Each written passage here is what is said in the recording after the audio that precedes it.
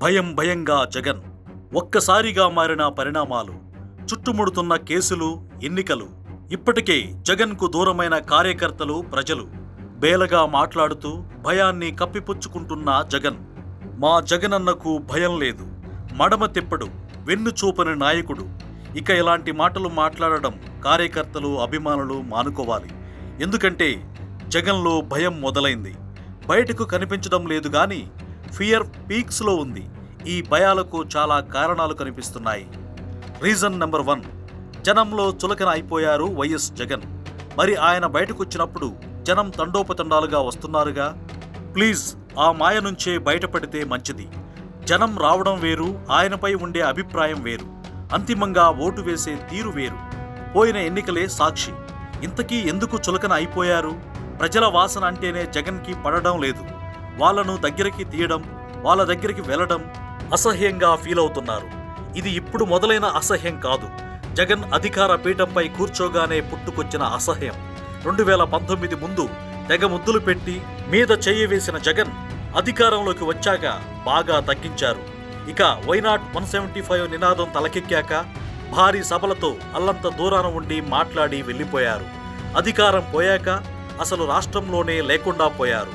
ఈ 16 నెలల్లో మహా అయితే 3-4 సార్లు జనంలోకి వచ్చారేమో. ప్రజా సమస్యలపై పోరాటం లేదు, అసెంబ్లీకి వెళ్తున్నదీ లేదు. ఇంట్లో కూర్చొని మీడియా ముందు మాట్లాడుతున్నారు. అధికారంలో ఉన్నప్పుడు జగన్ జనాన్ని పక్కన పెడితే ఇప్పుడు జనమే జగన్ని లోకువుగా చూస్తున్నారు. సో ఏదో ఒక రకంగా మళ్ళీ జనాల్లోకి వెళ్లాలని ప్లాన్ చేస్తున్నారు. కారణం జనం దాదాపుగా దూరం అయ్యారన్న భయం. ఇంతకీ జనంలోకి రావడానికి కారణమేంటి? రీజన్ నెంబర్ 2, వెంటాడుతున్న కేసులు. గత వారం రోజులుగా సిబిఐ పాత కేసులు దుమ్ము దులుపుతోంది. సీఎం చంద్రబాబు పైనుంచి చక్రం తిప్పడం మొదలుపెట్టారు. తన చేతికి మట్టి అంటకుండా కేంద్ర దర్యాప్తు సంస్థలతో ఆటాడించబోతున్నారు. అందులో కీలక పరిణామం వివేక హత్య కేసు. అనుమతి ఇస్తే విచారణపై ముందుకెళ్తానని స్వయంగా సుప్రీంకోర్టుకే చెప్పింది సిబిఐ. అసెంబ్లీ సాక్షిగా పవన్ కళ్యాణ్ కూడా కీలక వ్యాఖ్యలు చేశారు. వివేక హత్య కళ్ల ముందే జరిగింది, 6 ఏళ్లు దాటినా కేసు కొలిక్కి రాలేదంటూ మాట్లాడారు. ఇదొక ఇండికేషన్ సిబిఐని జగన్ ఇక ఎంతో కాలం ఆపలేడు అని. అటు లిక్కర కేసులో సిట్తో పాటు ఎన్ఫోర్స్మెంట్ డైరెక్టరేట్ కూడా గట్టిగా తీగలాగుతోంది.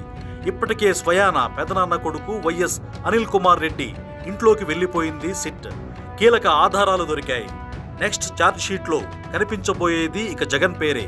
తన బినామీలుగా, తన సన్నిహితులుగా, తనకు శ్రేయోభిలాషులుగా ఉన్న వాళ్ళంతా ఒక్కొక్కళ్ళుగా జైలుకో, కేసుల్లోకో వెళ్తున్నారు.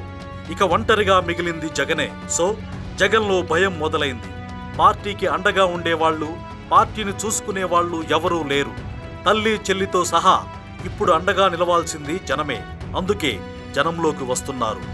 రీజన్ నెంబర్ 3, ఎలాగూ కేసులు వెంటాడుతున్నాయి. అటు అసెంబ్లీ నుంచి వార్నింగ్స్ వస్తున్నాయి. కౌంటు మొదలైంది. 60 రోజుల గైర్హాజరును టచ్ చేస్తే ఇక వేటు తప్పదని హెచ్చరికలు వచ్చాయి. సో జగన్లో భయం మొదలైంది. వెంటనే గొంతు కూడా మారింది. ప్రతిపక్ష హోదా ఇస్తేనే వస్తానని అనడం లేదు. ప్లీజ్, నాకంటూ ఒక స్థాయి ఉంది, దాన్ని బట్టి గంట అయినా ఇవ్వండి అని బతిమాలుతున్నారు బేలగా. అనర్హత వేటుతో ఎన్నికలు వస్తే, ఆ సమయంలో జైలుకు వెళ్లాల్సి వస్తే పార్టీ అడ్రస్సే గల్లంత అవుతోంది. సో ఆ సమయంలో రక్షించేది సెంటిమెంట్ ఒక్కటే. అప్పటికప్పుడు జగన్పై జాలి కలగదు కాబట్టి ఇప్పటి నుంచే పాట పాడాలి. అందుకే ఎన్నికలకు వెళ్దాం అనే తింగరి మాటలు మాట్లాడుతున్నారు. తింగరి మాట అని ఎందుకు అనాల్సి వచ్చిందంటే, ఎమ్మెల్యేలతో పాటు ఎంపీలు కూడా రాజీనామా చేసి ఎన్నికలకు వెళ్దాం పదండి అని జగన్ అన్నందుకు. ఎంపీలు చక్కగా పార్లమెంటుకు వెళ్తున్నారు. వెళ్ళనిది ఇక్కడ ఎమ్మెల్యేలే. పైగా ఎన్నికలు వస్తాయన్న భయంతో, ఉన్న 10 మందిని గెలిపించుకోలేనన్న భయంతో తానేం అసెంబ్లీకి వెళ్లొద్దని ఎమ్మెల్యేలకు చెప్పలేదే అని మాట మార్చారు. ఇది భయం కాదా? మొత్తానికి జగన్ రాజకీయ జీవితానికి రోజులు దగ్గర పడ్డాయి. అభిమానులు, కార్యకర్తలు రాసి పెట్టుకోండి. జగన్లో భయం ఎలా బయటికి కనిపించబోతుందో చూడబోతున్నారు.